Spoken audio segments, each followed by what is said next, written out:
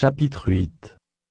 Alors le roi Salomon assembla près de lui à Jérusalem, les anciens d'Israël et tous les chefs des tribus, les chefs de famille des enfants d'Israël, pour transporter de la cité de David, qui est Sion, l'arche de l'alliance de l'Éternel.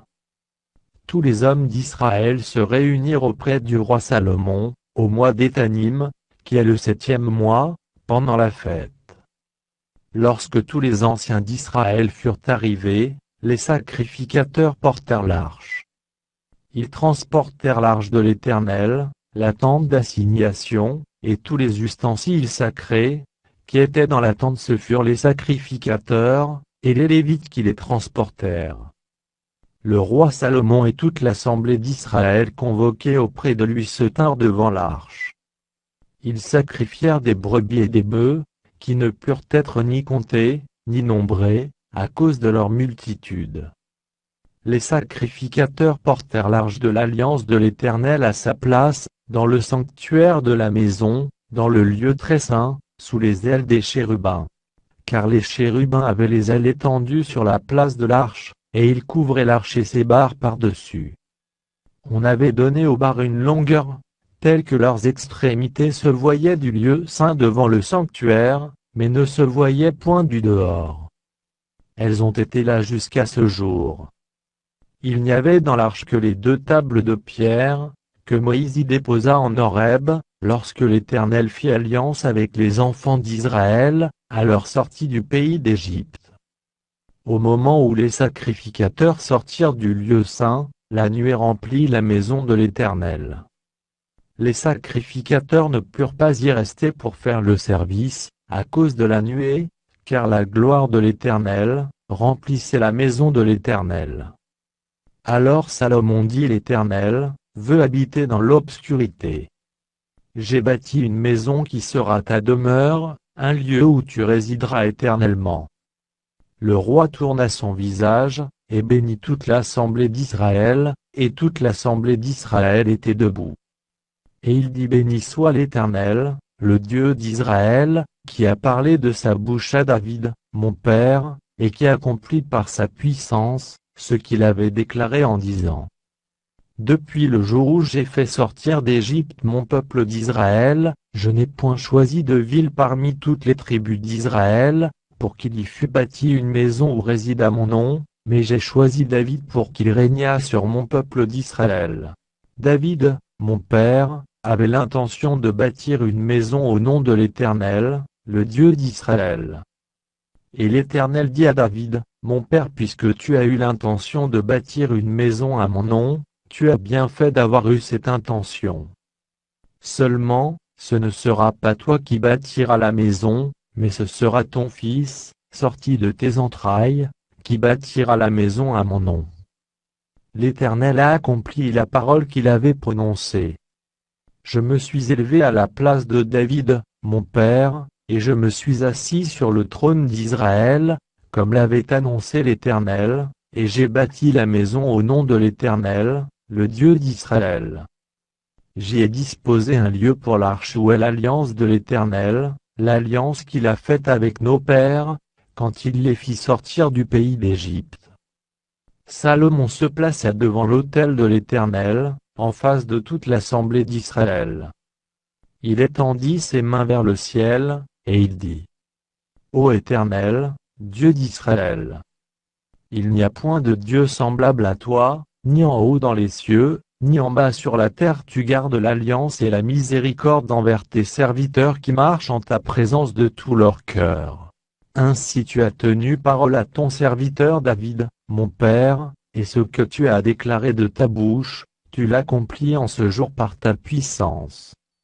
Maintenant, Éternel, Dieu d'Israël, observe la promesse que tu as faite à David, mon père, en disant: tu ne manqueras jamais devant moi d'un successeur assis sur le trône d'Israël, pourvu que tes fils prennent garde à leur voie, et qu'ils marchent en ma présence, comme tu as marché en ma présence.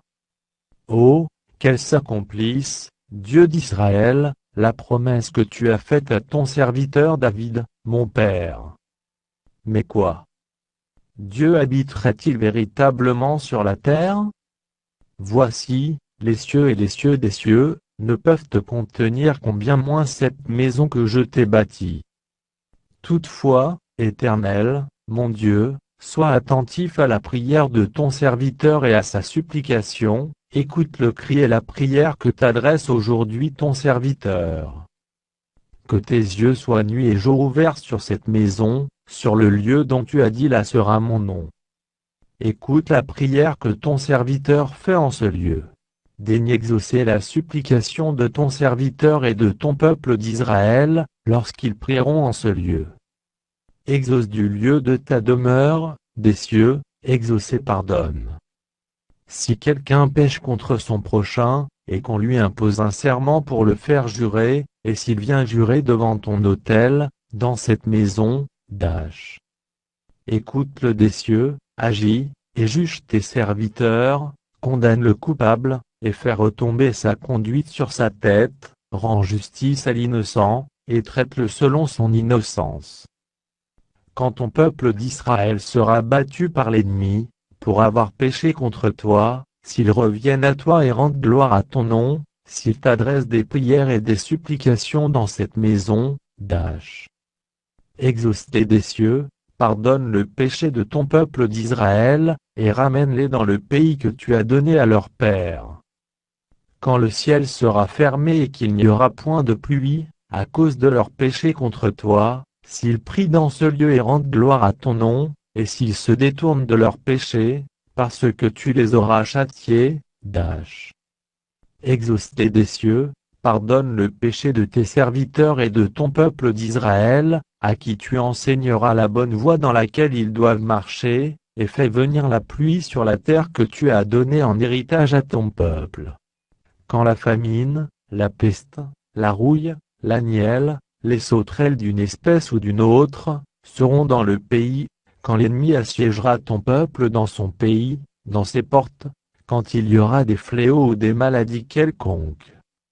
Si un homme, si tout ton peuple d'Israël, fait entendre des prières et des supplications, et que chacun reconnaisse la plaie de son cœur, et étende les mains vers cette maison, exauce-le des cieux, du lieu de ta demeure, et pardonne, agis, et rends à chacun selon ses voies, toi qui connais le cœur de chacun, car seul tu connais le cœur de tous les enfants des hommes. Et ils te craindront tout le temps qu'ils vivront dans le pays que tu as donné à nos pères. Quand l'étranger, qui n'est pas de ton peuple d'Israël, viendra d'un pays lointain, à cause de ton nom. Car on saura que ton nom est grand, ta main forte, et ton bras étendu, quand il viendra prier dans cette maison, exauce-le des cieux, du lieu de ta demeure, et accorde à cet étranger tout ce qu'il te demandera, afin que tous les peuples de la terre connaissent ton nom pour te craindre, comme ton peuple d'Israël, et sache que ton nom est invoqué sur cette maison que j'ai bâtie. Quand ton peuple sortira pour combattre son ennemi, en suivant la voie que tu lui auras prescrite, s'ils adressent à l'Éternel des prières, les regards tournés vers la ville que tu as choisie, et vers la maison que j'ai bâtie à ton nom. Exauce des cieux leurs prières et leurs supplications, et fais leur droit. Quand ils pécheront contre toi, car il n'y a point d'homme qui ne pêche, quand tu seras irrité contre eux et que tu les livreras à l'ennemi, qui les emmènera captifs dans un pays ennemi, lointain ou rapproché. S'ils rentrent en eux-mêmes dans le pays où ils seront captifs, s'ils reviennent à toi et t'adressent des supplications dans le pays de ceux qui les ont emmenés, et qu'ils disent nous avons péché, nous avons commis des iniquités, nous avons fait le mal. S'ils reviennent à toi de tout leur cœur et de toute leur âme, dans le pays de leurs ennemis qui les ont emmenés captifs, s'ils t'adressent des prières, les regards tournés vers leur pays que tu as donné à leur père, vers la ville que tu as choisie, et vers la maison que j'ai bâtie à ton nom, exauce des cieux, du lieu de ta demeure, leurs prières et leurs supplications, et fais leur droit. Pardonne à ton peuple ses péchés, et toutes ses transgressions contre toi, excite la compassion de ceux qui les retiennent captifs, afin qu'ils aient pitié d'eux. Car ils sont ton peuple et ton héritage, et tu les as fait sortir d'Égypte, du milieu d'une fournaise de fer. Que tes yeux soient ouverts sur la supplication de ton serviteur et sur la supplication de ton peuple d'Israël, pour les exaucer en tout ce qu'ils te demanderont. Car tu les as séparés de tous les autres peuples de la terre pour en faire ton héritage, comme tu l'as déclaré par Moïse, ton serviteur, quand tu fis sortir d'Égypte nos pères, Seigneur éternel.